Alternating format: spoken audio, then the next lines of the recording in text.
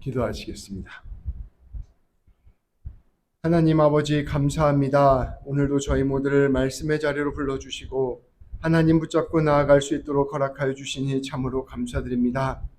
성령 하나님, 이 시간 말씀이 선포될 때에 우리 한 사람 한 사람 가운데 함께하여 주셔서 이 말씀을 통하여 주님의 말씀을 듣는 귀한 시간 되게 하여 주시고, 이 말씀을 통하여 우리의 신앙이 다시금 굳게 서는 귀한 은혜의 시간 되게 하여 주옵소서. 말씀 전한 저에게 함께하여 주셔서 오직 하나님의 뜻만을 전할 수 있도록 도와주시고, 말씀 듣는 우리 모두 가운데 함께하여 주셔서 꼭 필요한 말씀이 우리 심령 가운데 새겨지게 하여 주옵소서. 우리 주님 예수님의 이름으로 기도합니다. 아멘.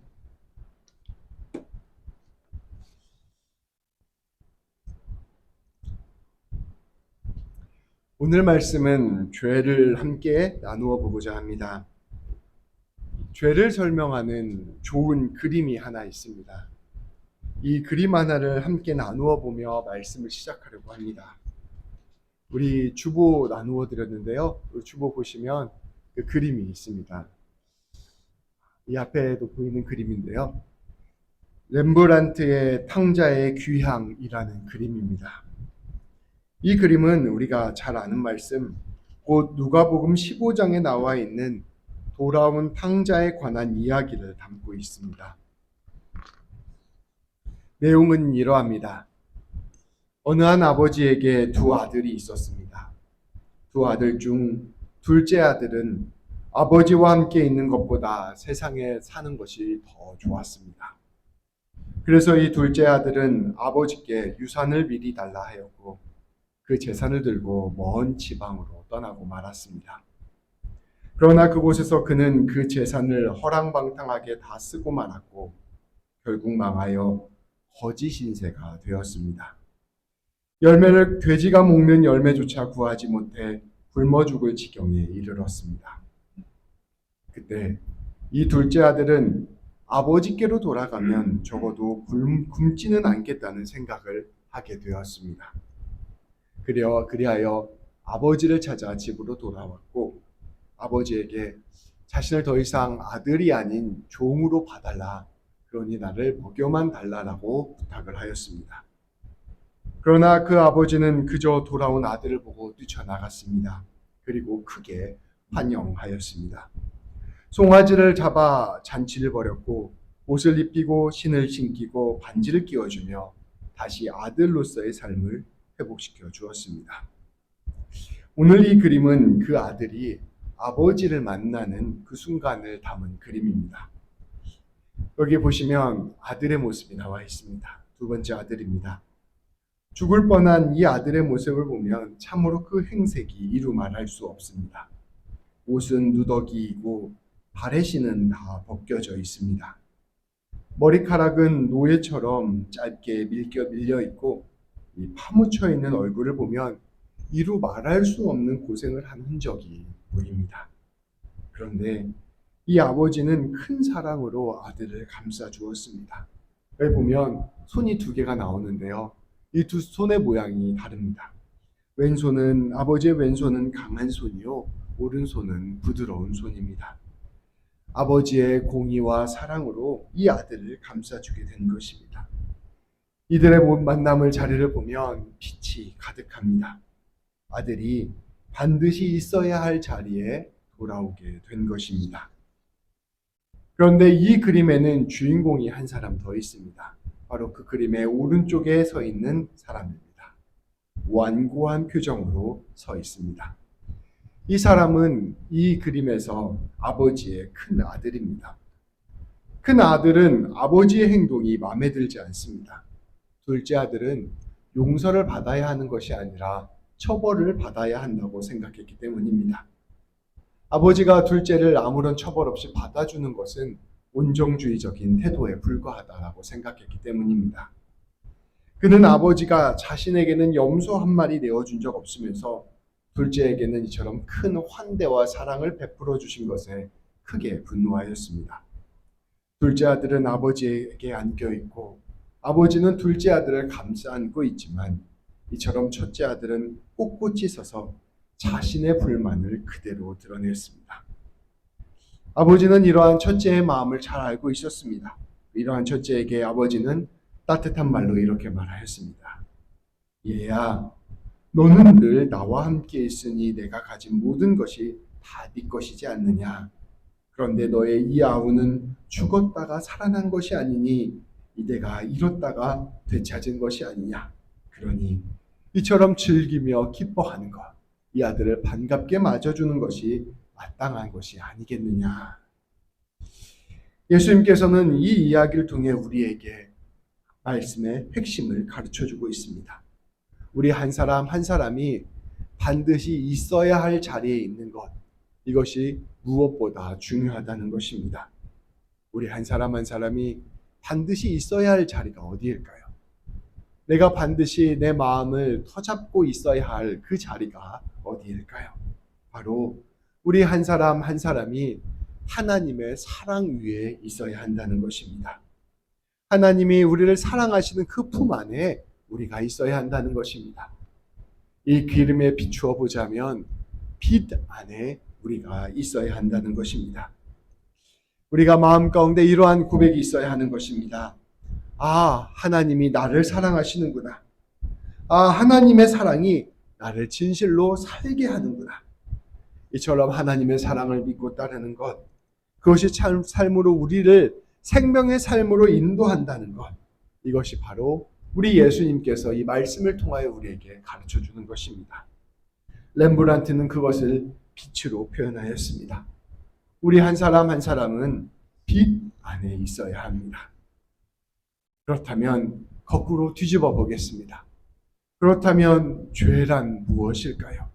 이 빛에서 벗어나는 것입니다. 하나님께서 우리를 사랑해 주시는 그 사랑의 자리에서 벗어나는 것입니다. 어둠 속에 거하게 되는 것, 그것이 바로 죄입니다. 둘째 아들은 어떠한 죄를 지었습니까? 둘째 아들은 세상이 좋았습니다. 세상의 즐거움이 좋았고 세상의 풍요로움이 좋았습니다. 내가 주인공이 되고 싶었고 내가 왕이 되고 싶었습니다. 그래서 이 빛의 자리, 아버지의 사랑 안에 거하는 자리를 떠나고 말았습니다. 이제 스스로 자기 혼자 힘으로 살겠다 선포한 것입니다. 이 아들은 이렇게 이야기하는 것입니다. 아버지보다 더 중요한 것이 있습니다.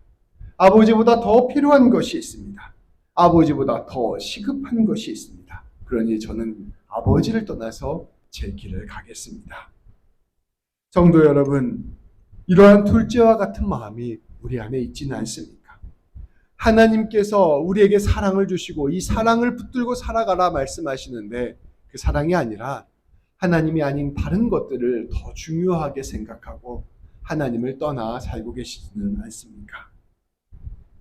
예수님께서 사역을 시작하시기 전에 40일 동안 금식을 하셨습니다. 그때 배가 고파 죽을 지경이셨을 것입니다. 마귀가 와서 유혹합니다. 이 돌들을 바꾸어 빵들이 되게 하라. 하나님보다 더 급하게 느껴지는 것, 곧 먹을 것을 선택하라 유혹한 것입니다. 우리가 세상을 하루하루 살아갈 때 이처럼 우리의 마음에 시급하고 중요하게 다가오는 것들이 있습니다. 간절하게 다가오는 것들이 있습니다. 달콤하게 다가오는 것이 있습니다. 하나님을 찾는 것보다, 하나님과 교제하는 것보다, 하나님의 사랑 안에 있는 것보다 더 필요한 것, 정말로 우리를 살게 하는 것처럼 느껴지는 것이 있습니다. 때로는 세상의 즐거움과 쾌락이 될 수도 있을 것입니다. 때로는 우리 눈에 정말로 필요하다고 느껴지는 것이 눈앞에 다가올 수도 있을 것입니다. 돈을 버는 것, 안정된 삶을 만드는 것, 인생에서 중요한 사람을 만나는 것, 정말 우리에게 필요한 것들이 하나님보다 우선순위로 다가오는 것입니다. 하나님의 사랑은 알지만 그 사랑보다 더 다급하고 중요한 것들이 우리에게 다가오는 것입니다. 그러니 마귀가 우리에게 이야기하는 것입니다. 당장 필요한 그것이 너에게 지금 가장 중요한 것이 아니겠느냐. 그것이 바로 우리에게 죄가 되는 것입니다.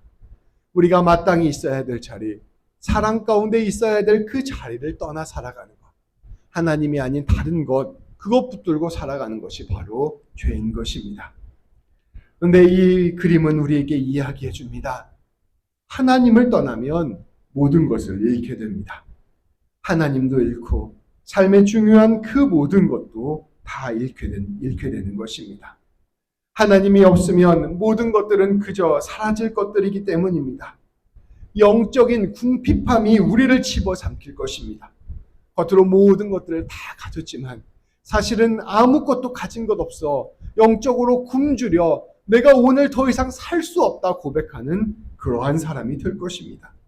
부정한 돼지 주염 열매조차도 얻지 못하는 그러한 삶을 살게 될 것입니다.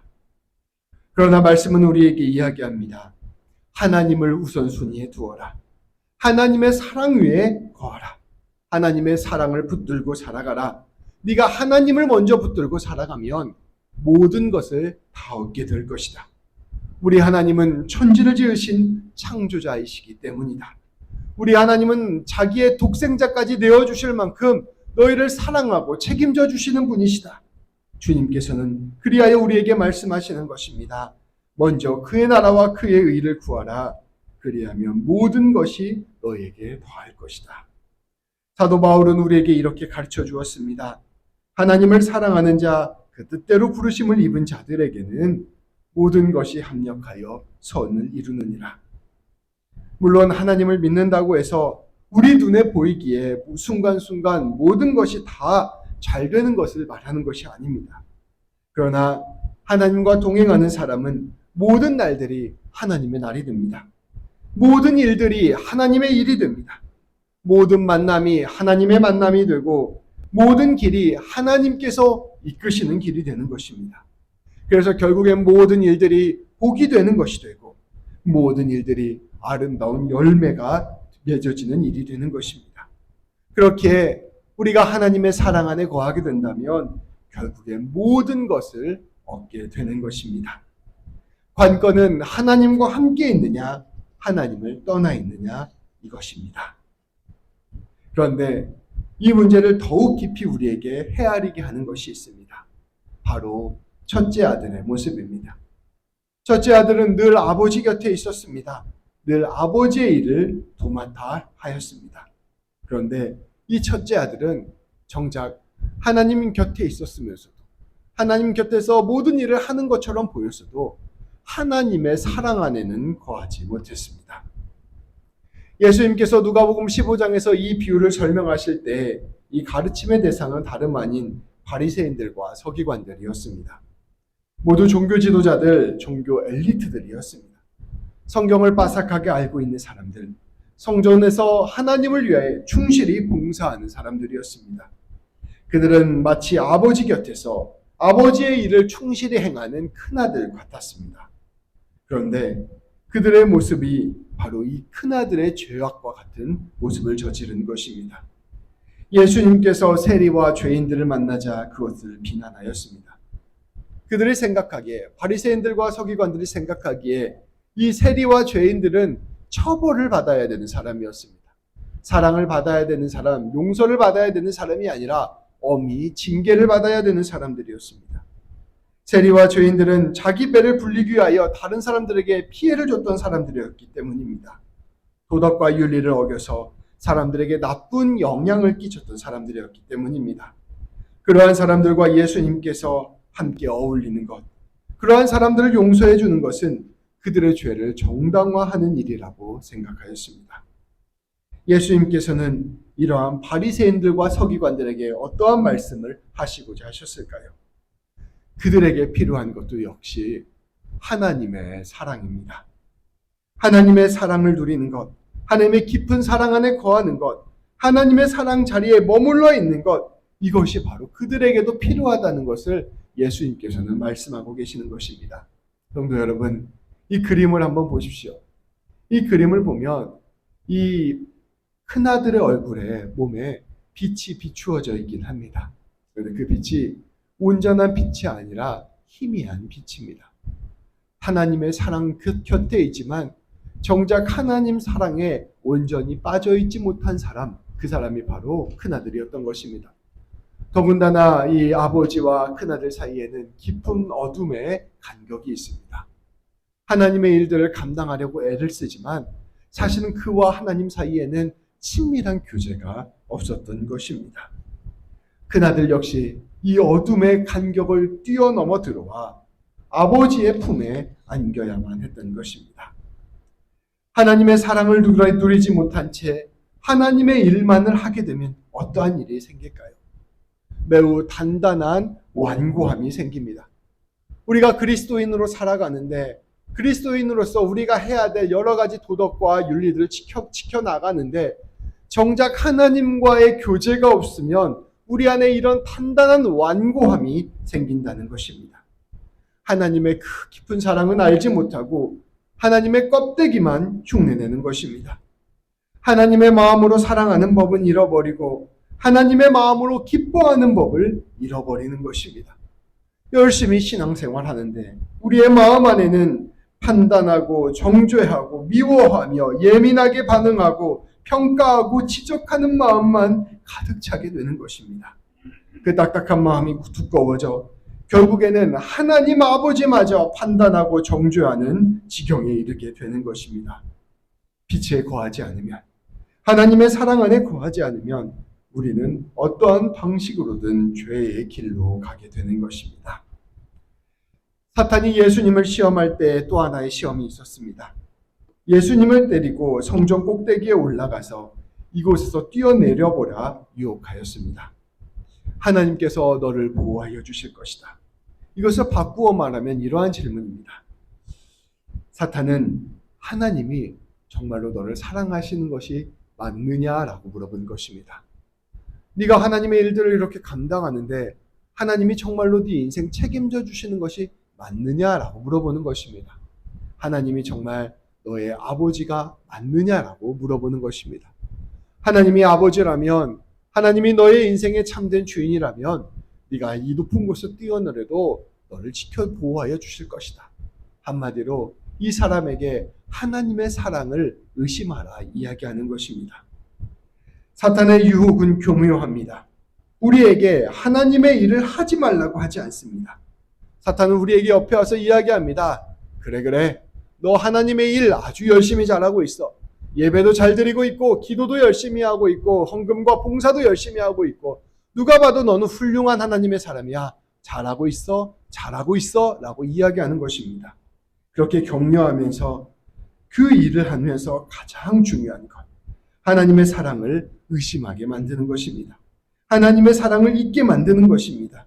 하나님의 사랑을 무시하게 만드는 것입니다. 사탄은 우리가 하나님의 일을 하는 것을 방해하지 않습니다.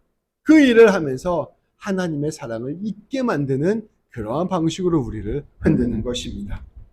그 일, 그 직분, 그 성과를 칭찬할 뿐 그 일을 통하여 하나님의 사랑을 누리는 것으로부터 멀어지게 만드는 것입니다. 이것은 매우 무섭고도 치명적인 함정입니다. 하나님과 가까이 가려고 애쓰는 겉모습만을 만들 뿐 우리의 마음은 하나님으로부터 멀리 떨어지게 만드는 것. 이것이 바로 우리가 빠지는 죄의 또 다른 함정이라는 것입니다. 자, 이제 오늘 말씀으로 돌아가고자 합니다. 오늘 말씀 우리가 함께 보겠습니다. 제가 방금 이야기들을 깊이 이해한 상태에서 오늘 말씀을 보면 이 말씀의 갈등이 무엇인지를 우리는 알 수 있습니다. 우리 함께 한 절씩 교독하고 우리 다 함께 25절은 다 같이 읽도록 하겠습니다. 제가 먼저 읽겠습니다. 그러므로 내가 한 법을 깨달았노니 곧 선을 행하기 원하는 나에게 악이 함께 있는 것이로다. 내 지체 속에서 한 다른 법이 내 마음의 법과 싸워 내 지체 속에 있는 죄의 법으로 나를 사로잡는 것을 보는도다.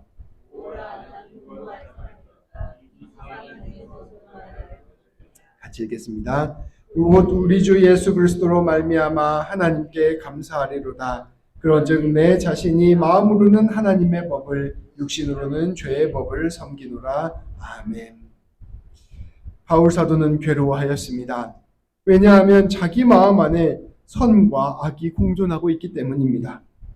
선을 행하려는 마음, 하나님의 뜻대로 살려고 하는 그 마음과 죄를 사랑하는 마음, 죄에 빠져드는 마음이 함께 있음을 깨달았기 때문입니다. 우리가 예수님 믿고 하나님 사랑하고 하나님 뜻대로 가면 그 뜻대로 가려고 하는 그 애씀 가운데 한 번에 그 모든 일이 완성되는 것이 아닙니다. 믿으려고 애쓰면 애쓸수록 우리 안에 이 두 갈래의 길이 있음을 선명하게 보게 되는 것입니다.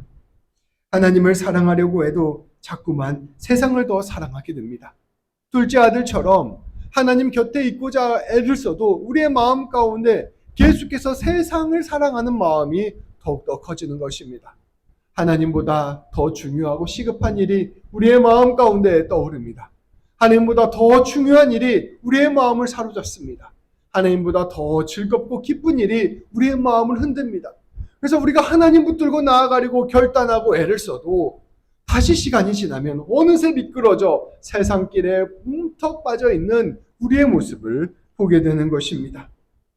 또한 우리가 하나님을 하려고 애를 써도 우리가 하나님의 일에 온전히 붙들려서 헌신하고 하나님 붙들고 나아가려고 하더라도 그 마음 가운데서 하나님보다 나 자신을 먼저 생각하는 마음이 우리 안에서 불쑥불쑥 솟아오르게 되는 것입니다.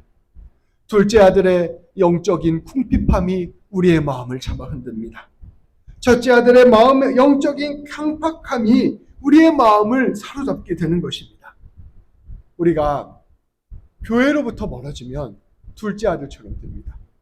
근데 교회에 가까워지면 첫째 아들처럼 됩니다. 신앙생활로부터 멀어지게 되면 하나님 없이 세상 것에 즐거워하며 놀다가 하나님이 필요하다는 것을 깨닫게 되고, 하나님 곁에서 가까이 열심히 애를 쓰다 보면 내가 하나님의 일을 감당하고 있지만 결국 내 안에는 하나님의 사랑이 없다는 것을 깨닫게 됩니다.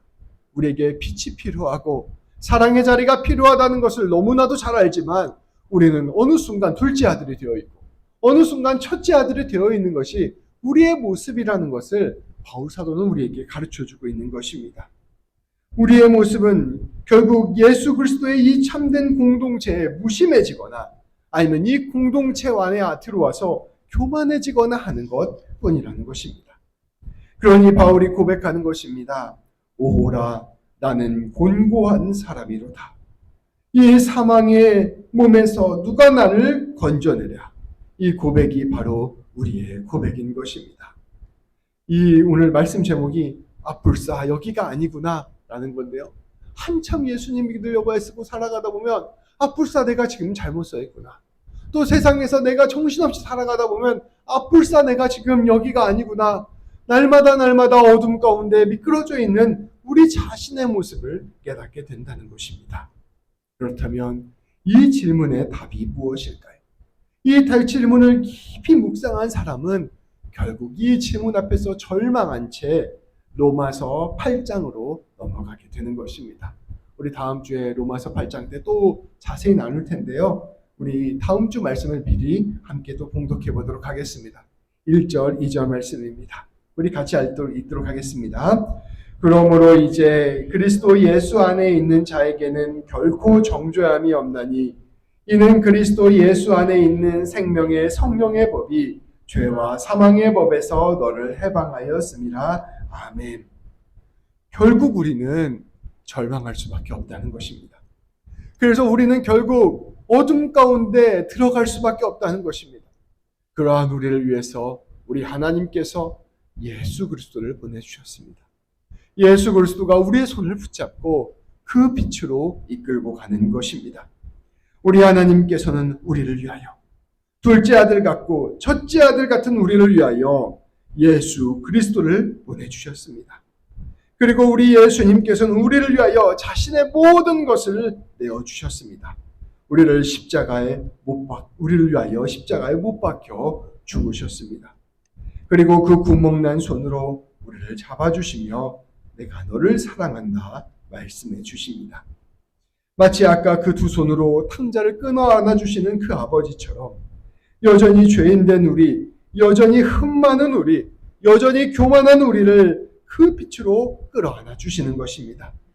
여전히 빛으로부터 도망가는 우리, 여전히 빛으로부터 한 발 물러서서 그 빛을 노려보며 있는 우리에게 우리를 찾아오셔서 우리를 왈칵 안아주시는 것입니다. 우리를 안아주시면서 우리에게 사랑을 부어주시고 다시금 우리에게 빛의 길을 인도하여 주시는 것입니다. 그렇게 우리가 해야 될 일, 우리가 들어가야 될 일은 다름 아닌 이 예수님의 사랑을 믿음으로 받아들이는 것입니다. 시시때때로 우리의 모든 삶의 자리에서 믿음으로 마음의 문을 열어서 우리에게 다가오시는 그 예수님을 받아들이는 것입니다. 우리에게 모든 것을 주신 예수님, 지금 두 팔을 벌리고 이리로 와라 하면서 안아주시는 그 예수님의 품에 우리 둘째 아들의 얼굴을 갖고 그 품에 안기는 것입니다. 바로 그것, 우리 예수님의 품 안에 안기는 것, 그것이 바로 우리의 곤고함, 우리의 절망을 넘어서는 유일한 길이 되는 것입니다. 오늘도 예수님께 우리의 모든 마음을 내어드리며 고백합시다.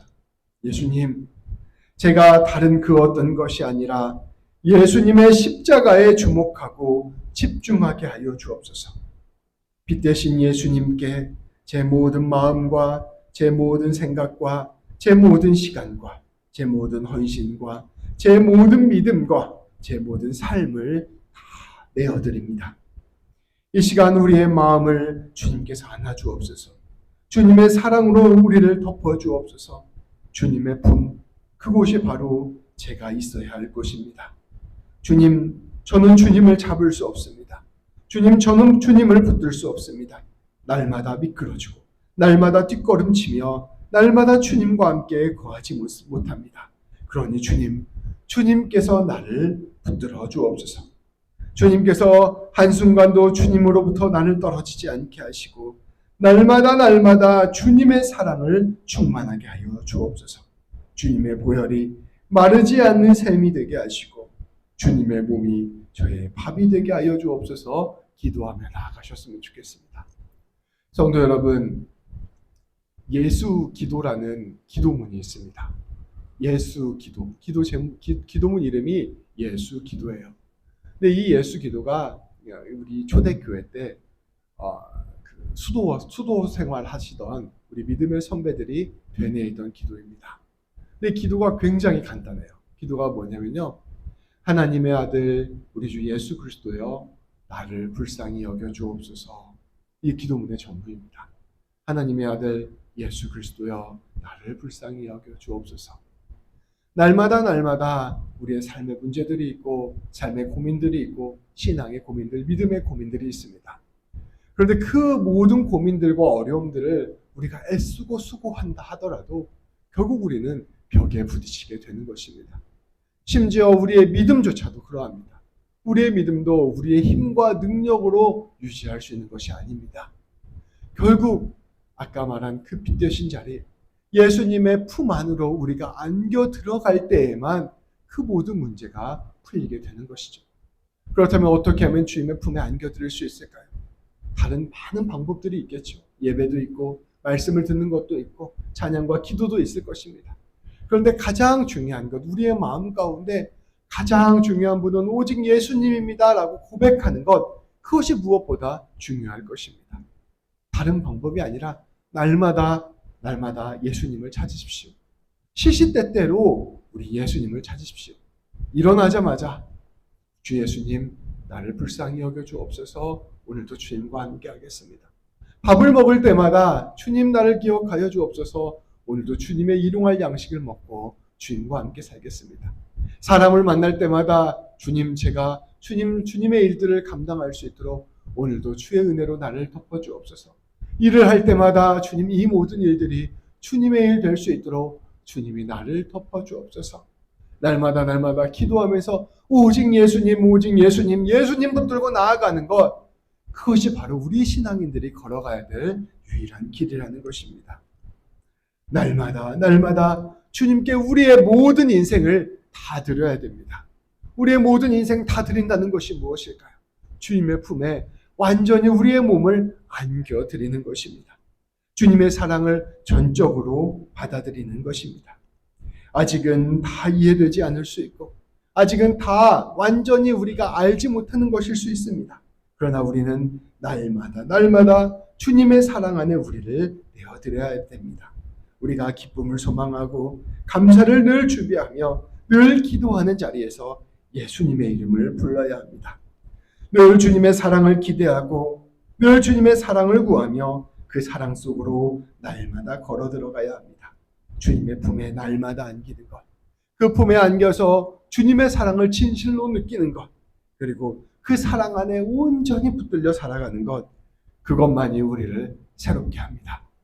주님으로부터 멀리 떨어져 있다고 생각하는 그 순간에도 예수님의 이름을 부를 때 우리는 하나님 앞에 나아가게 됩니다. 주님 앞에 가까이 있다고 생각하는 그 순간에 미끄러지는 순간 가운데서도 예수님의 이름을 부르면서 우리는 다시 설 수 있습니다. 귀한 성도 여러분, 예수님의 이름을 부르고 예수님의 사랑에 우리 자신을 내어드리는 것에 우리의 인생의 모든 것을 겁시다. 그리고 그 사랑으로 완전히 새로운 삶을 살아갑시다.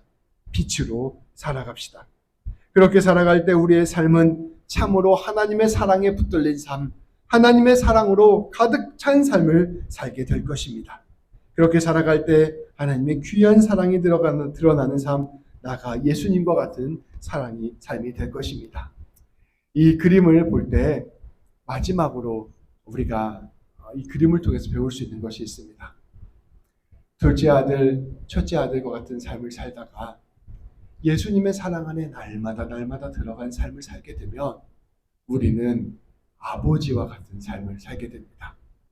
연약한 사람, 부족한 사람, 우리에게 사랑이 필요한 사람을 기꺼이 품어주고 그를 하나님께로 인도하는 넉넉한 하나님의 사랑을 가진 풍요로운 아버지와 같은 삶을 살게 됩니다.